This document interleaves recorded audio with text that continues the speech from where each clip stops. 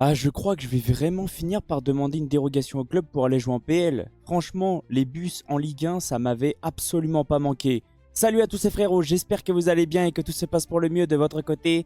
On se retrouve aujourd'hui pour une nouvelle vidéo et aujourd'hui je vais vous débriefer le premier match de la saison du Paris Saint-Germain en Ligue 1. Mais avant que la vidéo commence, merci à toutes les personnes qui vont prendre 5 minutes pour liker, commenter, partager et même s'abonner. C'est grâce à vous que j'en suis là. Franchement, j'ai pas mal de choses à vous dire pendant ce débrief, c'était quand même intéressant.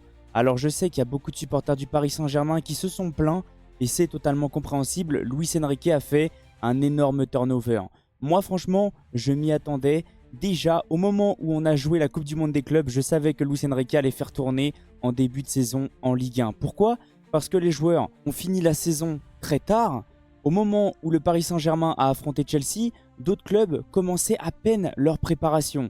Ensuite, les joueurs ont eu très peu de vacances, que 3 semaines et qu'une semaine de préparation. Donc c'est quand même compréhensible. Il a fait un turnover, il a fait reposer des cadres, il les a fait souffler, il a donné du temps de jeu à d'autres. Et franchement, les autres, ils méritent quand même d'être titulaires. Pourquoi? Parce qu'ils ont fait une très belle entrée contre Tottenham. En seconde période, Mbaye, Lee, Warren, Ramos ont fait de très belles entrées. Donc c'est pour ça, entre guillemets, aussi qu'ils méritent d'être titulaires. En première période, j'ai trouvé quand même que c'était plutôt intéressant. Mbaye fait vraiment une très bonne première période. Alors il y en a qui vont lui tomber dessus parce qu'au niveau de la finition, c'était un peu plus compliqué. Mais dans le jeu, c'est très intéressant. Il provoque énormément, il est beaucoup plus disponible, il prend beaucoup plus de risques. On voit qu'il a pris un petit peu en maturité tout simplement. Pareil pour Warren. Et franchement, ça me fait vraiment plaisir de parler de Warren comme ça. Gros match de Warren défensivement, offensivement. J'ai eu l'impression de revoir le Warren Zaïre-Emery qu'on a connu au tout début. De l'envie, défensivement, solide. À chaque fois, il portait le ballon vers l'avant. Franchement, un Warren ultra intéressant aujourd'hui. Lee, je le trouve beaucoup plus intéressant au cœur du jeu et ça, j'ai pas arrêté de vous le dire. Au niveau de l'organisation du jeu, il distribue le ballon, il arrive à changer d'aile quand le Paris Saint-Germain est en difficulté. Franchement, Lee Kangin, au cœur du jeu, c'est clairement mieux que quand il est à droite. À droite, comme j'ai pas arrêté de vous dire, je trouve que c'est yaourt nature. Ramos, je peux pas lui tomber dessus parce qu'il a été quand même présent, que ça soit en pivot. Il a quand même failli marquer en seconde période. Alors, c'est un petit peu de sa faute quand même que la VAR ait signalé un hors-jeu. Parce qu'il n'était pas en mouvement, il était un petit peu dans les nuages. Je ne sais pas où il était, mais il a mis un petit peu de temps à se replacer. S'il s'était replacé un peu plus vite, peut-être que le but aurait été accordé. Mais franchement, j'ai pas beaucoup de flops en première période. Comme je vous ai dit, Warren Mbaye, Lee, pour moi, ils font partie des tops. Même Vitinha et Ruiz, franchement, le milieu était plutôt intéressant.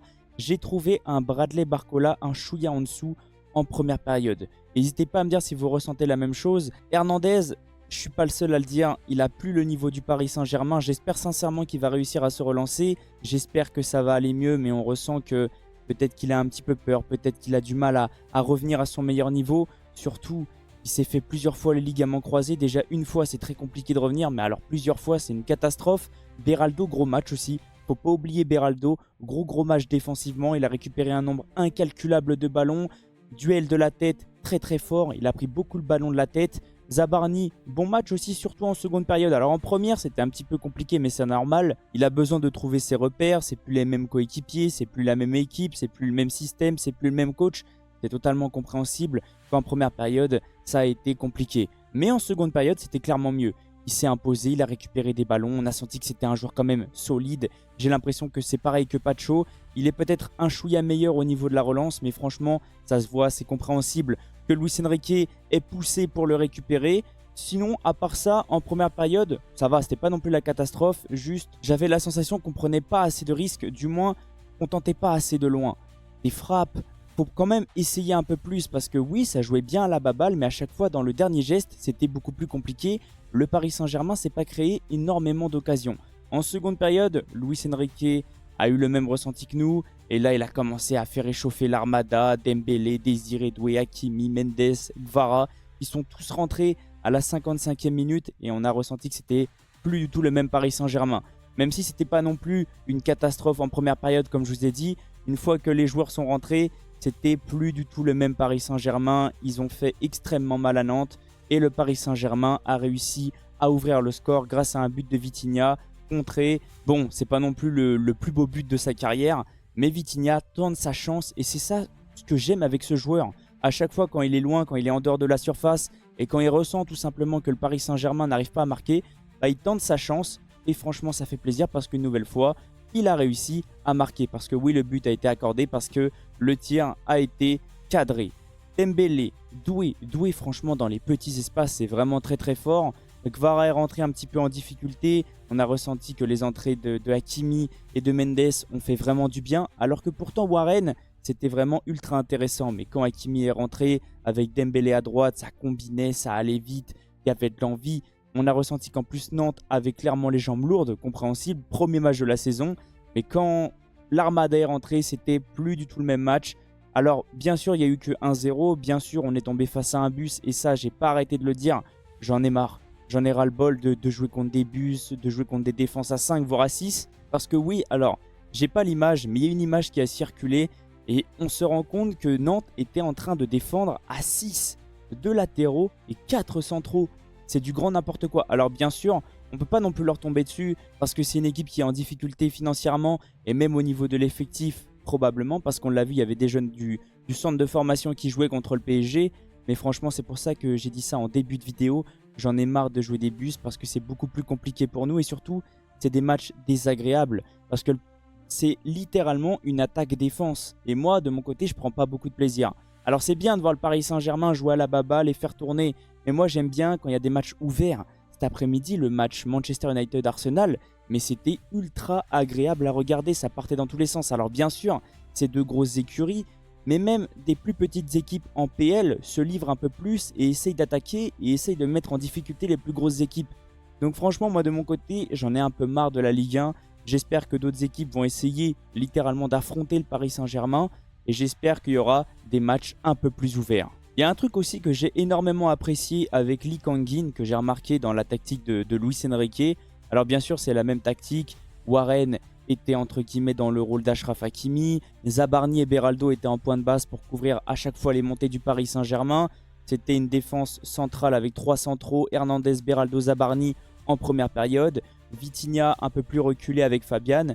Et moi, ce que j'ai remarqué, c'est que je voyais Lee Kang-in en électron libre en tant que numéro 10, mais il courait dans tous les sens. Un peu dans le même rôle que Ousmane Dembélé. Et franchement, je l'ai trouvé ultra intéressant en première période. N'hésitez pas à me dire si vous avez ressenti la même chose par rapport à Lee. Mais franchement, ça m'a quand même fait plaisir de voir Warren, Mbaye et Lee faire un bon match parce qu'à chaque fois, j'étais même pas énervé, mais j'étais écœuré pour les joueurs. Maintenant que j'en ai fini avec le match, du moins avec le débrief, on va pouvoir se concentrer sur mes notes parce que oui, comme à chaque fois, je note les joueurs et surtout les joueurs du Paris Saint-Germain.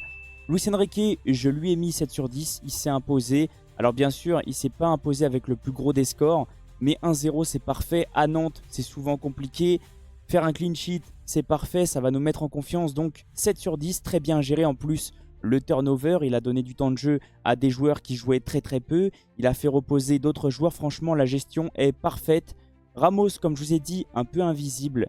Il a été disponible quelques fois, mais je l'ai trouvé un petit peu en dessous. Donc je lui ai mis 6-5, exactement la même chose que Bradley Barcola. Je l'ai ressenti un petit peu en dessous, surtout en première période. Donc c'est pour ça que je lui ai mis 6,5. Mbaye, j'ai beaucoup aimé son match. Alors beaucoup vont lui tomber dessus, mais pas moi de mon côté. Alors oui, dans la finition, c'est un peu plus compliqué. Mais comme je vous ai dit, j'ai l'impression qu'il a pris en maturité, il prend beaucoup plus de risques. Franchement, j'ai beaucoup aimé le match de Mbaye, surtout au niveau de la provocation. Lee Kang-in au cœur du jeu, très intéressant, 7-5. Bah du moins, les 3 milieux, 7-5. Fabian, j'ai beaucoup aimé. Vitinha, gros match. La défense, les latéraux, Hernandez, j'ai pas du tout aimé son match, mais je vais lui mettre quand même 6 sur 10. Warren, gros match. Et pour moi, il est pas loin d'être élu homme du match parce que j'ai vraiment aimé son match, que ce soit offensivement et défensivement. Il a récupéré pas mal de ballons et franchement très intéressant. Enfin, Warren Zaïre-Emery est de retour. Et la charnière, j'ai beaucoup aimé le match de Beraldo, 7-5. Comme je vous ai dit, il a récupéré un nombre incalculable de ballons. Il a gagné énormément de duels de la tête. Gros match de Beraldo. Ballon au pied, bon, on a l'habitude. Il est très intéressant. Et Zabarni en première période, un peu plus compliqué mais compréhensible. En seconde, c'était beaucoup mieux. Je lui ai mis 7. Pareil pour Chevalier. Il n'a rien eu à faire, donc je lui ai mis aussi 7. Il a fait rentrer ensuite l'Armada, Mendes, Kvara, Dembélé, Hakimi. Et le dernier, c'est Désiré Doué. Voilà, donc je vais tous les laisser à 7 parce que c'était un peu trop tard. Doué, peut-être celui qui a rapporté le plus au niveau de l'organisation, et les deux autres sur le côté, c'était du grand n'importe quoi. À peine ils sont rentrés, à peine ils combinaient, ça partait dans tous les sens. Et Nantes l'a clairement ressenti parce que les Nantais étaient clairement au bout de leur vie. Franchement, il n'y a pas grand-chose à dire dans ce match-là, surtout au niveau du débrief. 1-0, c'est à peu près le même match qu'hier, que le Barça face à Majorque. Le Paris Saint-Germain est de retour, le Paris Saint-Germain sait gérer. Le Paris Saint-Germain a fait le plus important et le Paris Saint-Germain a récupéré les 3 points. En tout cas, n'hésitez pas à me dire qu'est-ce que vous avez ressenti du match et du débrief. Je viendrai vous répondre avec grand plaisir. Merci à toutes les personnes qui vont liker, commenter, partager, même s'abonner. C'est grâce à vous que j'en suis là. Et on se retrouve mardi pour le débrief du match du Real Madrid. Passez une excellente journée ou une excellente soirée en fonction de quand vous allez regarder la vidéo. Et on se retrouve très vite. Ciao les potes. Et n'oubliez pas, allez Paris!